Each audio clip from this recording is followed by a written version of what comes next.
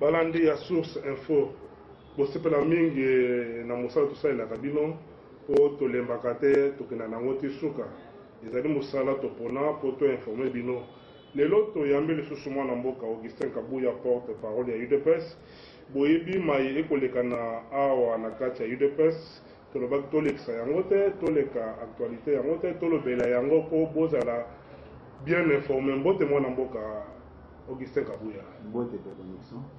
Mwana mboka Augustin Kabuya, loba nanu toyeba lelo UDPS akomi kosala recours na la police lobi tomonaki présence ya bapolicier na permanence baye kodeloge bacombattant na permanence kambo yango eza boni. Merci mingi de connexion na mutuna na yo. Nanya na apporter une précision par rapport à mutuna na yo concernant la présence policière. Na yakanisi bato ba koti de presse lelo awa ou bien lobby ba komona présence policière ya lobby neti crime oyo secrétaire général Salak. Non, ce n'est pas ça. Bato ba évoluer, les anciens comme moi ba évoluer sabino que à chaque moment ceux qui tozana ba récalcitrant na kati ya parti oyo ba se comportera comme des gens qu'on appelle dehors la loi. Ba ko biso que ba policier ba yaka awa na kotangelo na 2002 série à secrétaire général Dr Adrien Pongo tango a se sentaki na insécurité asalaki recours na la police. Na 2005 ancien secrétaire général Rémi Massamba tango azalaki vraiment na insécurité asalaki recours na la police. Ancien secrétaire général Alexis Moutanda tango azalaki menacé pour la récupération de l'ancienne permanence asalaki recours à la police. Secrétaire général Bruno Mavung tango azalaki na insécurité asalaki recours à la police. Jean-Marc Azamuto asikate na IDPS oyo asali recours à la police. Est-ce que je vais dire par là il faut battre à la honnête ceux qui battent bakanisi que ça le recours à la police c'est un crime batouana baza sérieuté et c'est de la mauvaise foi. Est-ce que vous trouvez ça normal dans un parti responsable qui se respecte un secrétaire général aïe pour un côté na bureau naïe ba agressé yé namoko nazaki victime sur un dossier monté de toutes pièces que bapesa Kingambongo $80,000 et à ma grande surprise ba incriminé nga nandeko na moninga nanga Peter Kazadi et yo pour couper court na buzoba wana oza témoin ozu téléphone na yo obengi ndeko Martin Fayulu pona kotuna ekeme toyoki bazotanga kombono ekopesaki ndeko Augustin na ndeko Peter $80,000 kwa yako pesa na ba force du progrès otiaki téléphone on a main libre. Réponse ezalaki nini ayebisaki oke ngai natikala koloba biloko wana te nayebi dossier wana te natikala kopesa Augustin eloko moko te. Soki bato bazalaki sérieux balinga baloba comme nous avons la vraie version on laisse tomber.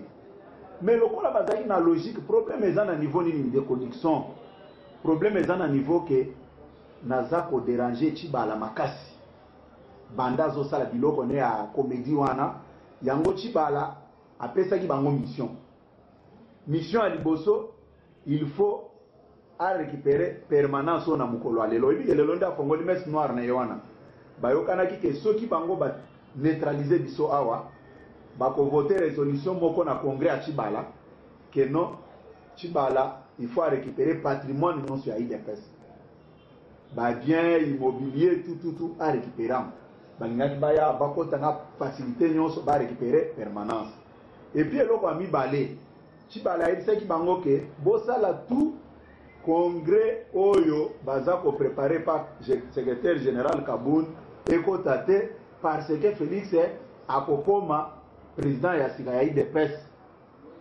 eza royaume te. Alobi Tshisekedi bazalaki na bangalo na mpandanjila na napesaka IDPS ndenge azwaki yango ndenge nga pe fo nazo IDPS. Là, ce sont des informations fiables et faciles à vérifier. Ils ont monté une histoire. D'abord, eloko yeko koma ya lobby de connexion. Non, ça fait pratiquement 2 semaines. Kaba jeune gens wana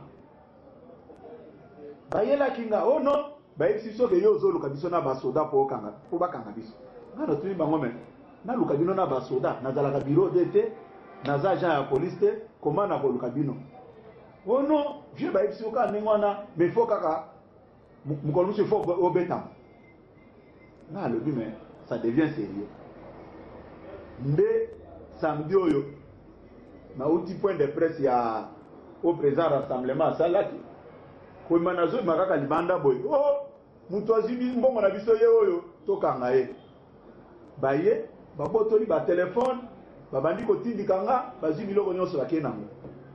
Il a fallu qu'il y ait des interventions ya koloba mais oyo aza porte parole na biso imagine ni boza kopesa ote bayebisi biso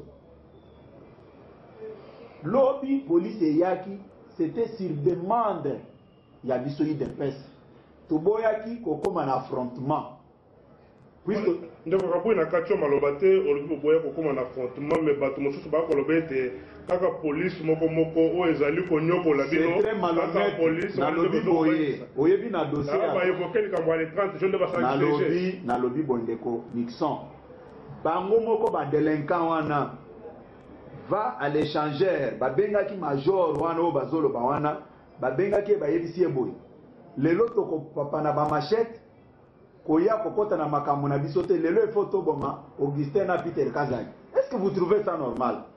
Même quand je lis certaines insanités na kati ya ba réseaux sociaux, c'est méchant.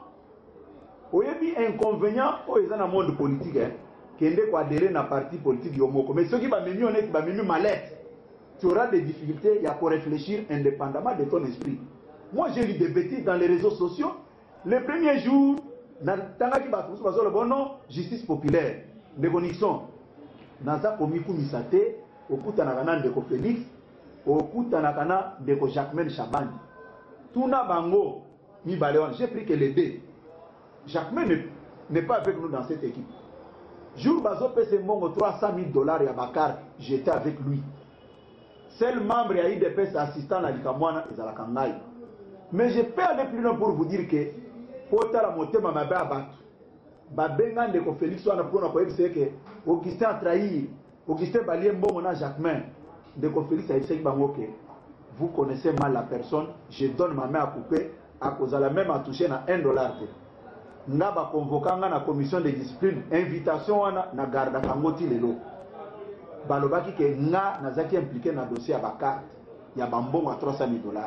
C'est pour vous dire que je peux faire semblant que na bosana likambo mais le longtemps on a zo rappelé yango c'est pour vous montrer que na tikala ko oublier en côté tozana 2016 likambo moko koyaki a monter de toutes pièces par olenganko ici que ngai na ndeko Peter bapesi biso $11,000 et pas Moïse Katumbi nana lebi Moïse Katumbi n'a pas mon téléphone moi je n'ai pas son numéro c'était à l'occasion de quoi o bapesi biso mbongo wana mutwa alavanga na buzo bana ezanani professeur Matungulu Nandeko Bogen bango baye balobi bayaka tie pas président Tshisekedi balobi non balobi monsieur le président toyoki awe pana oke bazo akize membre ya parti moko Augustin ke to pesa ki $11,000 to tikala ko pesa ta franc et moi je suis fier les gens sont en train de me fabriquer comme leader mais sans le savoir ils ont monté les histoires de la haine contre ma personne pour nuire croyant qu'ils ont gagné mais non. La vérité est têtue. Vous voyez, pour la potale, ça y est, méchanceté à Bandeko. J'ai toute la liste de bateaux derrière Bouzoba. Au mois de septembre, nous avons dit que le président de l'Assemblée Ben Singa le dit Augustin, il faut que les peines à poto, Okutanana, Mamana, Bandeko Nyonso, s'il y a l'occasion, autant la place pour garder mon compte. Non, le problème est athée. président Félix abimisi mbongo asombi billet a préparé même esika hébergement nanga na bandeko na biso ya représentation en Belgique lokola banguna nyonso na bayebaki eloko moko te bakoti na laboratoire na bango baza ko réfléchir na ndenge malamu comment faire partir ce régime bango baza ko réfléchir comment kokosela bato mosusu makambo oyebi eloko balobaki babenga tata mwasi ya ndeko Félix bayebisa eke yo vandi awa Augustin akei poto basombeli ebie epaner ye na secrétaire général Jean-Marc na ndeko Eliezer mutu ya bato aza journaliste buzoba na bino bozokende okotela ye nini o anere apesi bango mbongo baza loger soki na hotel nini batangaki kombo bake uniquement ka mpona koboma Félix tala bato o bato bozokanisake tokotonga na bango kombo alubi mais à ma grande surprise bazoyebisanga nini ono yo olingaki kobenga police te makambo na biso esengelaki esila na kati na biso non eza ba distraction et puis naza ko rassurer yo nazoloba ngo bato bazolandanga mokili mobimba likambo wana ekosilela awa te jusqu'à ce que bato les commanditaires nde baotozana bango posa tokotika ba jeune gens wana ce sont des boucs émissaires mais bao babandaki kobundisa biso papa yo lobi na IDPS awa okuta biso bato to militer na kati ya parti oyo des années oluka ko remplacer biso par des moyens malhonnêtes. Ça ne peut pas passer. Biso nde to benga ki police. Je reviens là-dessus na lobby que nous ne sommes pas les premiers à kobenga police. Tant que vie na biso est en danger et menacé, vous voulez qu'on fasse quoi? Ils ont propagé partout. Oh, basimbongo, non. Et puis, pour la montée, ma mère me de connexion. Bazolo bani. Oh non, yo koko démentir te, tika ba fusu ba défendre. Moi, j'ai dit non. Moi, je connais la vérité que je ne me reproche de rien. Je n'ai rien touché. Et puis, pour eux, comme mususu epesa inga kanda. Batouana, bakena buzo bawana ti na ba famille na biso. Et vous pensez qu'on va les laisser comme ça? Bana wana bakozoma moko na moko. Eza ba buzo bo bazo comme na ba réseaux sociaux te. Et puis nazo yebiso ke likamwana ekosi la bongo te. Bato bano yebisa biso ke oh non, vous avez des problèmes avec la base. Quelle base? Nous ne sommes pas des volets. Mais ndeko Kabuya, ndeko Augustin Kabuya, na makambo ngo bazo reprocher bino exécutif à parti que non, il n'y a pas de communication entre vous et la base. Quelle base dont on parle? Écoutez, chaque semaine. Et puis, c'est un problème qui fait assez que Batu Oyo, baza ko propager ba sangonyo so alukutawana, baza monter mamabe. Nous avons les 4 fédéraux qui siègent avec nous ici, nakata ba matinée, bangone ba responsable à la base. Tous les mouvements informels aux autres de gauche à droite, baza ko s'autoproclamer comme la base. Avant la mort, il y a fait Dr. Etienne Tshisekedi, azwaka mikano o ya ko dissoudre tout babiloko nyonso wana. So mutu azotia makelele azande motema mabe. Il n'y a pas une base qui est en contradiction avec nous. Et ça, biloko à Lukuta. Mais j'ajoutais peu balobi que non exécutif na jeunesse boyo kanezate yango ba option sur terrain de ko échouer. Nenge balobi. Na yiko tuno boy. Balobi pona Kinshasa, c'est ça non? Exécutif en na Chikapa. On a fait présence militaire. Oui, tu fais manifestation toujours Kinshasa. Na Lubumbashi, toujours Kinshasa. Goma Bukavu. Non, c'est malhonnête et méchant. Bazangi ne argument. Babando prêcher partout. Kabound ne veut plus de congrès puisque l'alliance est partie.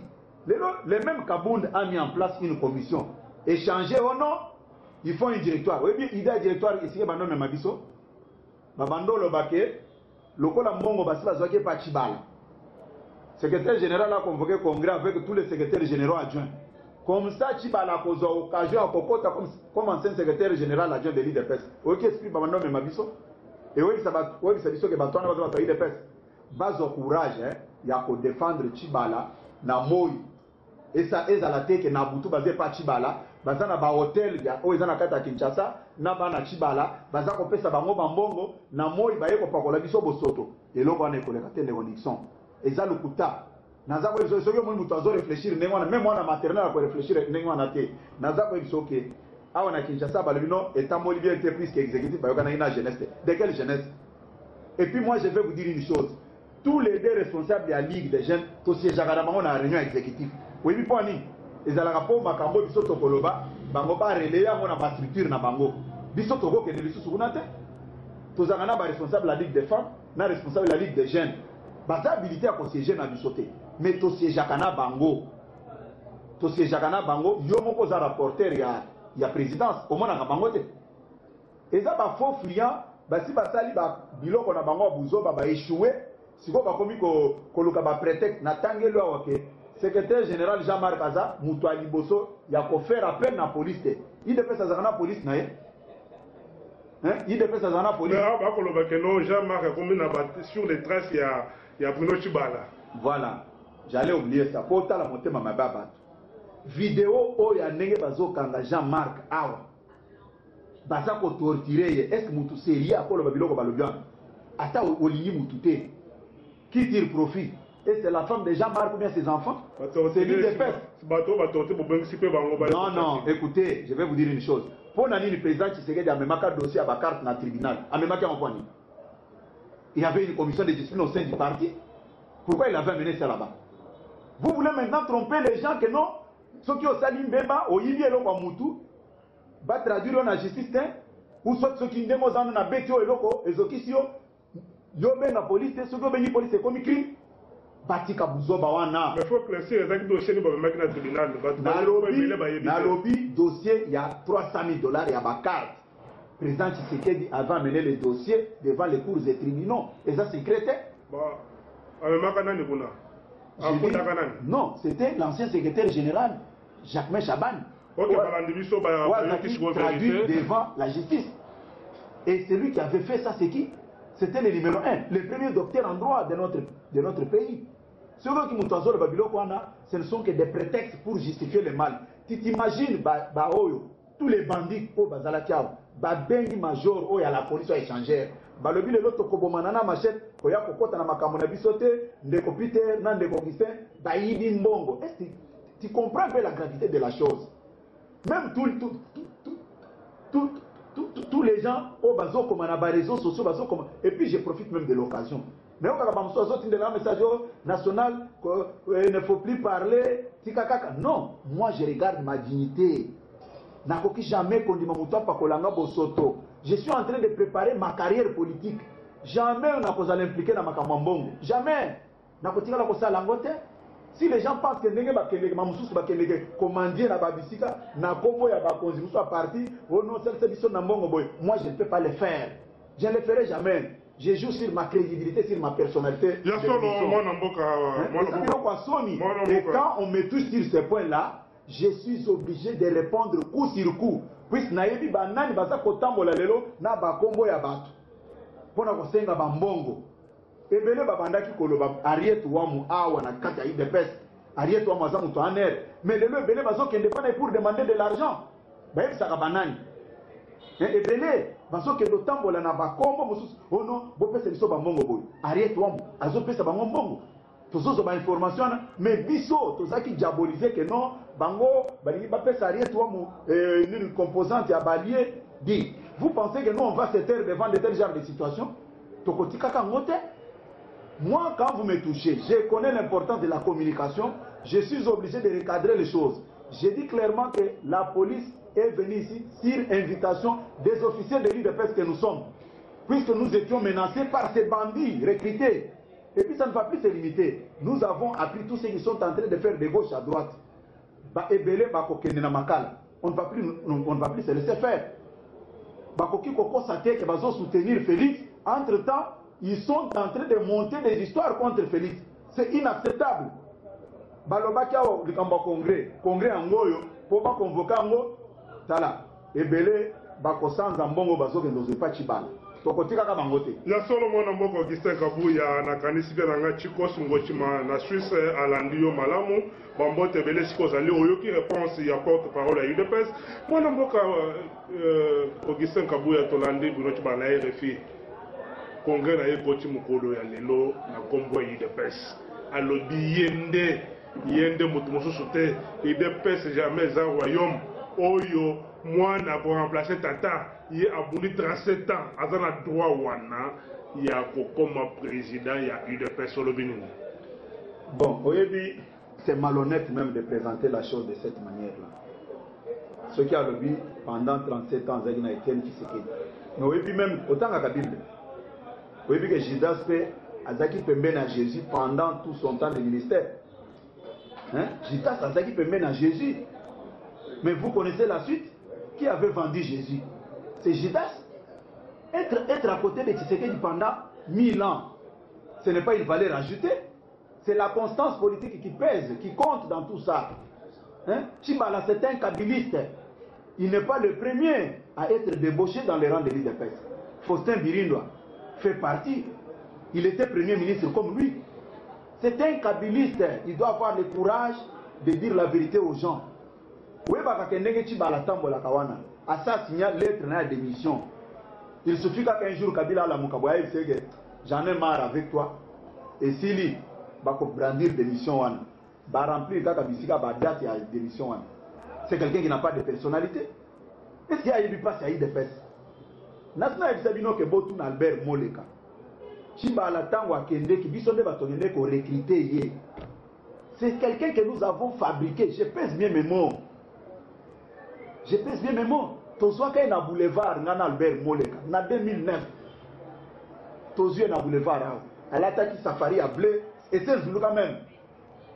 To bengié a pesi coordonné na ye et le lendemain to yambi. Hein? Ce n'est pas correct. Ce n'est pas de cette manière que Tshibala peut remercier Tshisekedi. Ce n'est pas responsable de connexion. C'est question de vie ou de mort. Tout ce qu'il est en train de fabriquer, c'est à l'intérieur de la permanence. Est-ce que vous trouvez ça normal? Même quand on s'en prend, moi, je suis la voix officielle de l'UDPS. Mais on vient, on assiège mon bureau pour que je ne parle pas, puisque quand je parle, j'attaque Tshibala. Et vous dites que vous êtes membre de l'UDPS. En quoi vous êtes UDPS? Ça ne peut pas passer. Tshibala est en train de justifier l'argent qu'il a reçu auprès de Kabila pour la liquidation de l'UDPS. Et Kolekate, c'est un kabiliste. Il est en train, admettons même que Tshibala est encore à l'UDPS. Quelle est cette disposition statutaire qui donne mandat à un secrétaire général adjoint pour convoquer le congrès? Il s'est référé à quelle disposition statutaire? Hein? Comment l'argent m'embête. Bon, liboma. C'est comme ça que vous avez Matanago. Depuis quand Moutouaï de Pes Abandobo Kambongo Nanzela? Depuis quand Olanda qui est les gars qui n'a qui hein? Mbongo a kozwa na pokwa. Azoboka mbongo na kati ya balabala. Est-ce qu'à ça tali si les fonctionnaires sont payés ou pas? Et puis ozwa mbongo bandobo kalikolo? Non. Il ne peut pas vraiment nous importuner, mais nous provoquer jusqu'à ce moment. Selon les a imaginé dans vos personnes. Oh, déconnexion. Tshibala, que c'est un kabiliste. En 1997, à l'arrivée de l'AFDEL, Tshibala était parti avec Ibasano. Nous avons expliqué biso Tshibala, Koleka biso. Les années qui ont été en maïté, mais au commis pembeni à Ebale, obengi ngubu, obengi crocodile, obengi bambisi, au commis ko expliquer bango makambo eleka na mai. Mais ba ko seka ba le mutu azobela mutu bien. Eza biloko moko ya kosakana ba congolais parce que il se promène avec les drapeaux de l'UDPS et la photo de Tshisekedi. Mais c'est quelqu'un qui sera maudit jusqu'à sa dernière génération à cause de ce qu'il est en train de faire. Il y a solo balandibiso bisika bozal bambote belé na bosante prof Makout l'honorable le plus respecté oya boye na ko siéger bambote belé sika ozali mwana mboko Gisèle Kabuya tolo bela likambo etali loi électorale et ko le lisabatu mingi lelo to moni pe ba député ya opposition na Assemblée nationale ba se retirer qui mais majorité ba recevoir loi wana et puis total na ngambo wana ba ministre o bazana gouvernement oyo tozana ngo ya Tshibala ba ministre ba uta na opposition ba komi ko ba ke Tshibala za très trahir bango po loi oyo bandimi wana ezali ba yokana ke na conseil des ministres pour le ministre. Bon, oyebi nga biloko wana esekisaka nga mingi.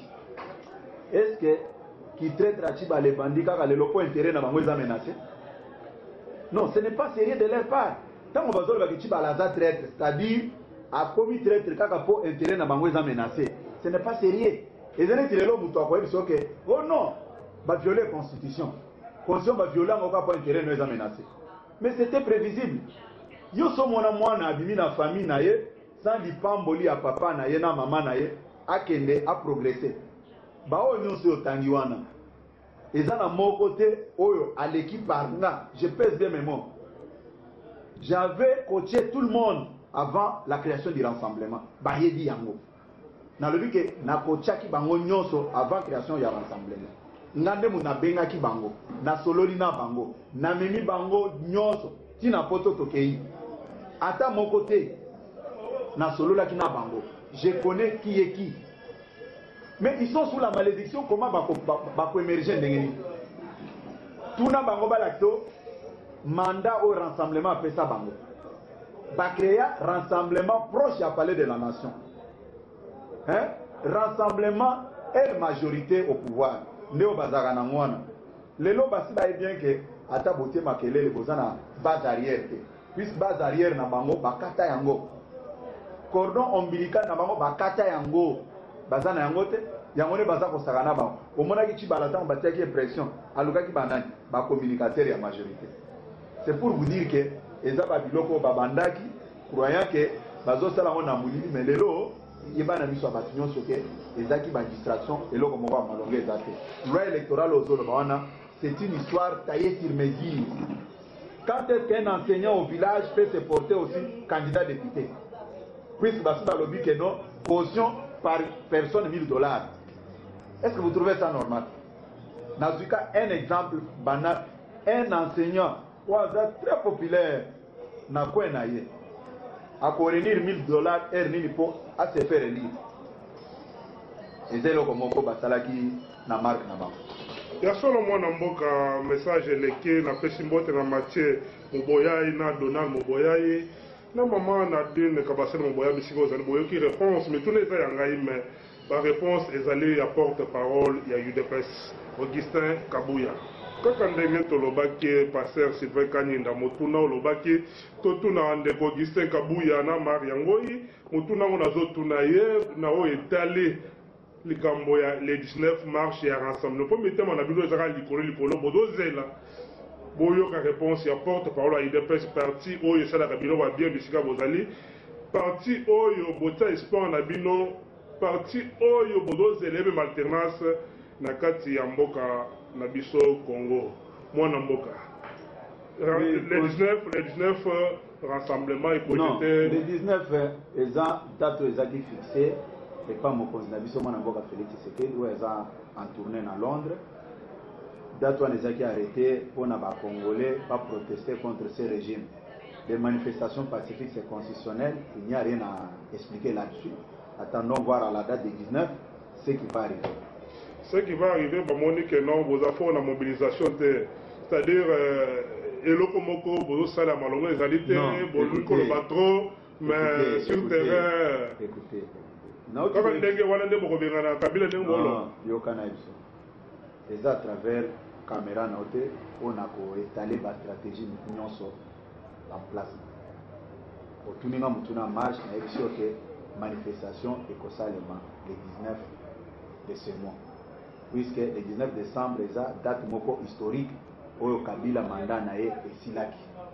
Moutounion soit sérieux à quoi il faut que Kabila mandat na et Silaki depuis le 19 décembre. Ni tété cet accord politique, Kabila n'a à la place à Zawana. Tous ça la marche n'a pas pacifique. Bissoyer des pestes d'abord, Tokotikala jamais opté pour une autre voie en dehors de la non-violence. Sinon, tu peux cracher sur la mémoire du fait Dr. Etienne Tshisekedi. Il y a seulement un rapport à Human Rights Watch concernant le recrutement de M23 Oyo Bazoya pour assassiner les Congolais. Il y a un rapport à oui, c'est la raison pour laquelle nous avons dit que dénoncer depuis longtemps. Il y a un rapport et la communauté internationale puisse se saisir du dossier. C'est ce qui est plus important. Ce qui est plus important. À quand les congrès de presse pour Yango Moto, les zombies, non, congrès de presse, c'est juste une formalité. Puisqu'il y a déjà un candidat favori. Je pèse même mon, je ne fais pas la promotion de qui que ce soit. Mais il y a un membre de l'IDPS qui est favori. Mais le malheur pour lui, il porte un nom. Kombo Azolato, Asenga qui comme c'est Dieu qui a permis que Abota Manalibota Tshisekedi. Oui, qui même biloko kabilisto azoloba que non, ce n'est pas un royaume, machin, non. Félix Tshisekedi aza le meilleur favori dans le campo à Congrès. Yango monaki ki balatinda ki batunaye, baya pour empêcher présentation officielle ya Congrès il y a début à travaux. Puisque décision lobby boy. Kaka mukolo bazo présenter commission officiellement, nde mukolo yo toko bando compter premier jour, deuxième jour pendant 30 jours ba pesi commission wana. Tango chibala yoka ki eloko wana, yango a mobiliser ki batunaye. Mais biso pe tango tozo information na to lobi non, toko koya na mutambu na bangote, to benga police abise la biso bandongolo miso calmement bakene. Vous comprenez? Ezaki eloko te ya toluka ba affrontement te. Yango moni police ayaki awa abimisi bango. Siko ba o nyonso bazaki sima bana wana. O ba pesi ba machete, ba biloko po ba ko biso awa. Ba kolokota bango nyonso. Moya kolimbisa mutu ezate. Puisque biso tozo kende congrès, to élire candidat na biso, de connexion. Azo makambo nyonso na maboko. Babandi na ezo biso ke na tikala komona agitation neto na moni kaka. Mutu azo biso ke oyebi de connexion. Soko ke pa un marabout, un féticheur. Okokuta kabaka ta Bible munene na mesa. Mais cela ne veut pas dire que puisque Bible ezali kolo mesa na ye, yango aza kondimela kolo yesu. Non. Batune bazole kana ba photo ya président Tshisekedi na ba drapeau ya IDPS. Non, c'est pour séduire les esprits faibles. Yango pende stratégie ba mususu ba bandi lelo azotambola na photo ya ndeko Félix Tshisekedi pour tromper l'opinion que non azo soutenir. Mais bato ya za na bango na clique na bango nde ba baza ko empêcher que commission siège pour congrès kota mwana mboka Félix azo ebonga na ye. Puisque jusqu'à présent na commission toyambi candidature à Mutute. To équipe mutu moko baza ko plébisciter te que non yenda ko zala boy. Ozolan mais nyonso wana eza ba distraction baza ko sala pour séduire les esprits faibles. Ce qui va dire que non biso toza ko soutenir mutu songolo pakala et banaka eza solo eza bongo te. Eza bongo te to comme na suka masona biso mokolo lelo mwana mboko Gisèle Kabuya. Est-ce que ça liloba musu ya kobakisa? Liloba ya ko pesa pona mokolo lelo toza ko yebisa ba congolais nyonso surtout base traditionnelle à IDPS. Quand on parle de la base, tozo tanga ba groupe informel puisque président Tshisekedi avant kufa azwaki mokana ko dissoudre to babiloko nyonso wana. Base ya IDPS ezanini eza cellule section na fédération. Ceux qui ont bibengi base ba kotuna za na cellule ni batwana basala confiance na exécutif oyo. Pona ba o bazolo bakeno exécutif o bazala tiso ebelete tango baza ko siéger. Maintenant na ko biso ke na période ya pom babandaki ko siéger combien? Na ebandeli bazaki combien? Période ya Masamba babandaki combien? Basukaki combien? Période ya Alexis Mutanda babandaka combien? Basukaka combien? Période de Jasmine Chabani babandaka combien? Basukaka combien? Période ya Mavungu babandaka combien? Non, il n'y a pas un problème. Les gens veulent toujours qu'on les appelle les nationaux. Une fois à obtenir nomination c'est fini puisque Aza Moutumoko ayeba quitté 15 jours comme un secrétaire national. C'est ça le vrai problème. Et ça c'est que non, nana webiso que n'a participé dans le gouvernement nyonso à l'exception ya Congo na ya Massamba, mais le reste j'ai participé dans toutes les équipes. Je sais de quoi je parle. Les gens sont méchants. Ils pensent qu'en diabolisant le secrétaire général ici, c'est ça résoudre le problème. Lobby est capable de réunir partie pour ça la réunification il y a vraiment partie la partie plutôt. N'a pas répondu. Partout. Pour le maison de mon ogonayo. Jean-Marc Aoutaki Nakami, où il était secrétaire, il était président fédéral. Ba groupuscule nyonso ezana Kinshasa lelo. Yé mutu akréa ki amu. Non, soyons sérieux. Bakende ko ça ba nouveau venu yango nazolo bake avantage nga nazana mona kata bitumba oyo naza parmi les doyens, parmi les anciens de l'IDPS. J'ai l'historique de l'IDPS dans ma tête. Moutoko entraîné nga oyebi tu peux être secrétaire national, hein, par accident de l'histoire, va bombarder au poste secrétaire national, mais tu ne connais rien de l'IDPS. Tu peux bien parler français, tu peux écrire correctement français, mais tu ne connais rien sur le fonctionnement de l'IDPS. C'est ça le vrai problème. Non, ça peut être que bureau de notre zone est à l'Ukuta. Mouton pour convaincre Nate. Groupe de Sando, Jean-Marc Mouton a créé Kiango. Groupe de Lemba, Jean-Marc Mouton a créé Kiango. Groupe de Bonhomme, Jean-Marc Mouton a créé Kiango. Ces groupes-là ont existé. La Bocham, Mouton a existé Kiango. A créé Kiango. Non, ce sont des histoires, ce sont des discours au bazar qu'on utilise pour tromper les nouveaux venus. Mais bah, ils sont des connexions. Hein? Bah, ils sont hein?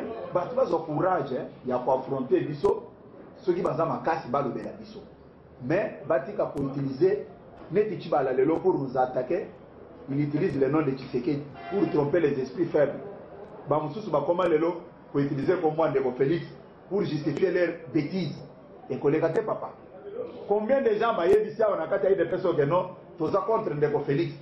Mais ceux qui vont dire ça, oh, battre 3 na balekikuna. Non, ce n'est pas sérieux. Viens, avance les arguments. Dans la position de connexion que moindre erreur, police a koyawa. Hein? Police, hein, a koyawa. Bako kanda bakulu na nyonso baza ko recruter wana. Puisque ebina bisika baza ko recruter bango sikoyo. Toko se laisser faire.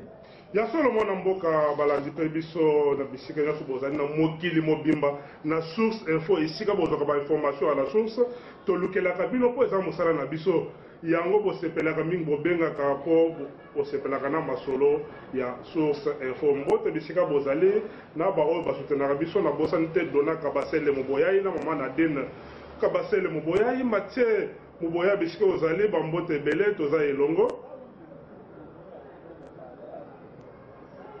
Sylvain Kaninda bisika bozali bambote ebele toza elongo Marie Yangoyi bambote ebele bisika bozali Jean-Marc Yombo Roseline Mbombo Daniela Victoria Certa bambote ebele Madova la marraine Rachel Kabenalumba la bambote ebele bisika bozali Pinos Kabuya tozali elongo émission na bino ya wana bolanda tozela kaka ba remarque na bino merci mingi mwana moko Kiseka Kabuya merci de connexion